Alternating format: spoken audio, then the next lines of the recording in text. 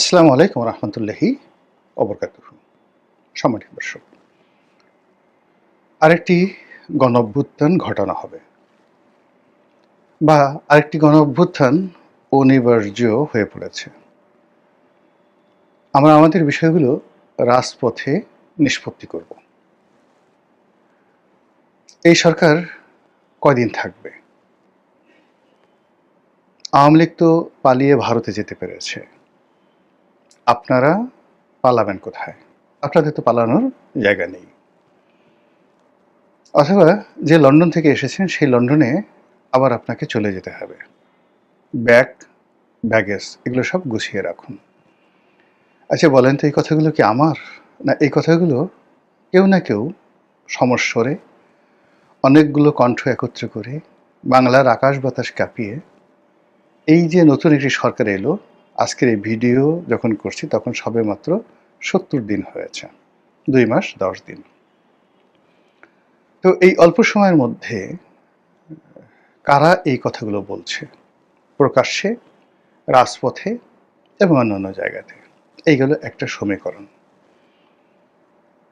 ২ নম্বর হলো যে এই সরকারের পরিচয় কি?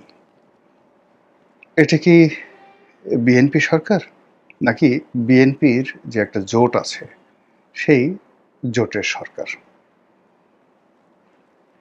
এখানে কি বিএনপি ছাড়া অন্য কোনো দলের নাম আপনারা বলতে পারেন যেটাকে ইতিপূর্বে যেমন দেখা গেল মহাজোটের সরকার বলা হতো বা বিএনপি জামাত জোটের সরকার বলা হতো, তো সেই রকম কোনো পরিচয় আছে কিনা? পরিচয় নেই। এখানে জোনায়েদ সাকি, নুরুল হক নুরু, তারা যে এই সরকারের সাথে আছে, মানে আপনি বুঝতেই পারবেন না যে তারা ভিন্ন একটা দল থেকে এসে জোট করেছেন। অ্যাজ ইট ইজ মনে হয় তারা বিএনপির একেবারে আপনজন, ইভেন বেটার দ্যান বিএনপি। তাদের কথাবার্তা, আচার আচরণ, ইভেন আন্দালিব রহমান পার্থ, মানে পার্থর একটা দল আছে, ছোট হোক বড় হোক এটা তো দল। নুরুর একটা দল আছে, সেটা ছোট হোক বড় হোক। জুনায়েদ সাকির একটা দল আছে, আর অন্যদিকে ববি হাজ্জাজ, তারা তো নিজেদের দল। তারপরে সেলিম সাহেব, সাদাত হোসেন সেলিম, তার যে একটা দল এলডিপি, এগুলো সব তারা ব্যান্ড করেছেন, মানে বন্ধ করে ভ্যানিশ করে দিয়ে বিএনপিতে যোগদান করেছেন। আরও একজন আছেন রেদওয়ান আহমেদ, তিনি তো বিএনপিতে যোগদান করেছেন।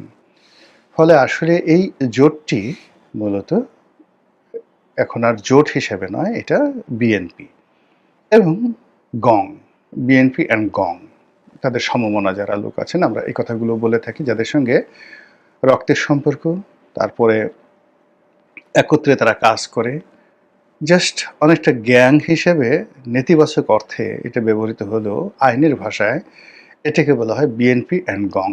বাদী বা বিবাদী এবং তাদের যারা সঙ্গী সাথী আছেন তাদের মধ্যে যে একটা মহরম দহরম সম্পর্ক, মাখন মাখন সম্পর্ক, এই জিনিসগুলো বোঝানোর জন্য, উষ্ণ উষ্ণ সম্পর্ক, রক্তের সম্পর্ক, এই জিনিসগুলো বোঝানোর জন্য আইনের ভাষায় অমুক অ্যান্ড গং, কাদের অ্যান্ড গং, জাবের অ্যান্ড গং, এরকম জিনিসগুলো বোঝানো হয়। সেই দিক থেকে বিএনপি অ্যান্ড গং এর অর্থ যে বিএনপির সাথে যারা যারা আছে তাদের সবার সঙ্গে একটা জড়োয়া জড়োয়া ভাই, মায়ের পেটের ভাই, স্বামী স্ত্রীর সম্পর্ক, যেগুলো রাজনীতিতে ইতিপূর্বে যখন আপনারা শুনেছেন এরকম একটা ভাব বোঝায়। এবার বিরোধী দলে আসেন। বিরোধী দলের মধ্যে একটা জোট হয়েছে। সেই জোটগুলোর মধ্যে আপনি কাদেরকে কাদেরকে চেনেন? এখানে দুটো জোট, অর্থাৎ সরকারের একটা জোট আর বিরোধী দলের একটা জোট। বিরোধী দলের যে জোট আছে ওটাও কিন্তু সরকারের মতোই। এখানে এনসিপি আছে, জামাত আছে, আর কে কে আছে আমি তাদের নাম জানি না। ১১ দলীয় জোট বলা হচ্ছে, কিন্তু অন্য যে দলগুলো আছে আমি তার নাম একটারও নাম জানি না। কিন্তু এনসিপিকে কি আপনার মনে হয় যে এটি জামাত নয়? বা জামাতকে মনে হয় যে তারা এনসিপির অভিভাবক নন, এরকম কি মনে হয় আপনার?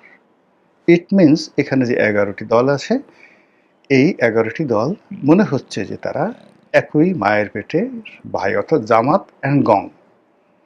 অথবা আপনি যদি এনসিপিকে ভালোবাসেন তাহলে এনসিপিকে আগে আনেন, তাহলে এনসিপি অ্যান্ড গং।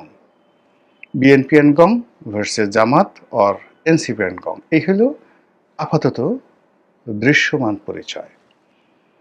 আচ্ছা, এখন এরা কি তলে তলে সমঝোতা করে ক্ষমতায় এসেছে?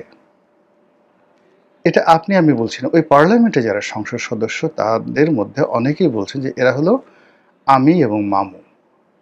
আমি এবং মামুদের যে একটা সমঝোতা, সেই সমঝোতাটা কেমন হতে পারে? আগে যেমন একটা আমরা শুনেছি গৃহপালিত বিরোধী দল। গৃহপালিত বিরোধী দলের উদ্ভাবক জনাব হুসাইন মোহাম্মদ এরশাদ, প্রয়াত প্রেসিডেন্ট। আর এই গৃহপালিত বিরোধী দলের জনক একজন হলো উদ্ভাবক, যিনি আবিষ্কার করেছেন, ইনভেন্টেড, জনাব হুসেইন মোহাম্মদ এরশাদ। আর এটার যে একটা থিওরি, অনেকগুলো ৮০-৯০টা দলকে একত্র করে, এখন যেমন ১১টা দল আছে, এরকম ৮০-৯০টা দলকে একত্র করে বাংলাদেশের প্রথম বিরোধী দলীয় যে নেতা বা বিরোধী দল, এটার যে জনক, ফাদার, পিতা, তিনি হলেন জনাব আসম আব্দুর রব। জাসদের একাংশে সভাপতি ছিলেন বা সাধারণ সম্পাদক ছিলেন, কিন্তু উনি আসলে জাসদ বড় ব্যাপার নয়, বাংলাদেশের কিংবদন্তির ছাত্রনেতা, মুক্তিযুদ্ধের ইতিহাস সৃষ্টিকারী একজন নেতা, যার যে বর্ণাঢ্য ইতিহাস, সেই ইতিহাস বাংলার রয়্যাল বেঙ্গল টাইগার, সেই ইতিহাস বাংলার সিংহ, সেই ইতিহাস বাংলার শেরে বাংলা। মানে আপনি যা কিছুই বলেন না কেন, আসম আব্দুর রব একটা ইতিহাস। তো সেই ইতিহাসের মহানায়ককে একটা প্যাকেটের মধ্যে ঢুকিয়ে হুসেইন মোহাম্মদ এরশাদ তার গৃহপালিত বিরোধী দলীয় নেতা বানাতে পেরেছিলেন, অথবা নেতা নিজে তিনি তার সেই জঙ্গল ছেড়ে, বাঘের হুঙ্কার ছেড়ে, তিনি সার্কাসের বাঘ, লক্ষণ দাস যে সার্কাস অ্যান্ড কোম্পানি ছিল, সেই সার্কাসের বাঘ হওয়ার জন্য তিনি সে খাঁচায় ঢুকেছেন। তার সঙ্গে যারা খেলেছে তাদেরকে তিনি হা করে দিয়েছেন, যারা মুখের মধ্যে হাত ঢুকানো যায় তাদেরকে তিনি অনুমতি দিয়েছেন, বা তাদেরকে তিনি বলছেন যে আমি খেলবো, আমার পিঠে তুমি চলো, আমি কিচ্ছু বলবো না, আমার নখ নেই, দাঁত নেই, ইত্যাদি সব কিছু। মানে অ্যাজ এ হোল বাংলাদেশের ইতিহাসে গৃহপালিত বিরোধী দল এবং বিরোধী দলের জনক জনাব হুসেইন মোহাম্মদ এরশাদ এবং আসম আব্দুর রব কিংবদন্তি হয়ে আছেন, other than any of the history. যেমন ওনার ছাত্র রাজনীতির হিস্ট্রি কিংবদন্তি, এরশাদ সামরিক শাসক, স্বৈর শাসক, ইটস এ হিস্ট্রি। কিন্তু উনি যে একটা পার্লামেন্ট তৈরি করেছেন, সেই পার্লামেন্টে যে একটা গৃহপালিত বিরোধী দল তৈরি করেছেন, এটা লিজেন্ড হয়ে আছেন। এর কারণ হলো যে আমরা পরবর্তীতে সবাই ওনার এই পদাঙ্ক অনুসরণ করেছেন। সেই অর্থে গৃহপালিত বিরোধী দলের একটা পার্লামেন্ট হয়, সেই পার্লামেন্টের জনক আবার হুসেইন মোহাম্মদ এরশাদ, সংসদীয় রাজনীতির জনক হুসাইন মোহাম্মদ এরশাদ। এবং সেটাকে যারা পরবর্তীতে অনুসরণ করেছেন, তারা আসলে এরশাদকে মানস পিতা, এরশাদকে তাদের ফাদার, সেই হিসেবে তারা স্বীকৃতি দিয়ে এরশাদের অনুসৃত যে বৈজ্ঞানিক পদ্ধতি, সেটা তারা অনুসরণ করেছেন। তো সেই দিক থেকে এরশাদ সাহেবের যে পার্লামেন্ট, অষ্টআশির পার্লামেন্ট, এটার যে তর্জন ছিল, গর্জন ছিল, এটা একদিকে আমি তো বললাম যে একদিকে হুসেইন মোহাম্মদ এরশাদ, আপনি তাকে যদি মানে যাকে বলা হয় জুলিয়াস সিজার হিসেবে তুলনা করতে পারেন, সেই তুলনায় সেই যে তাকে সার্কাসের বাঘ হিসেবে আসম আব্দুর রবকে তুলনা করতে পারেন।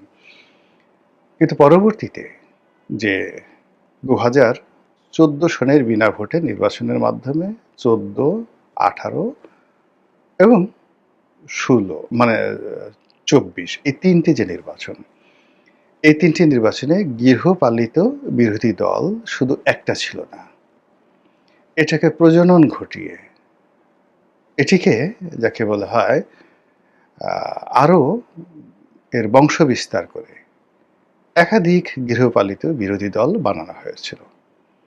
এবং সেটা জেনাতেন লোক নয়। আপনি চিন্তা করুন, এরশাদ সাহেব তো ছিলেনই, এরশাদ সাহেবের ৩ টা গ্রুপ, এরশাদ সাহেব, তার স্ত্রী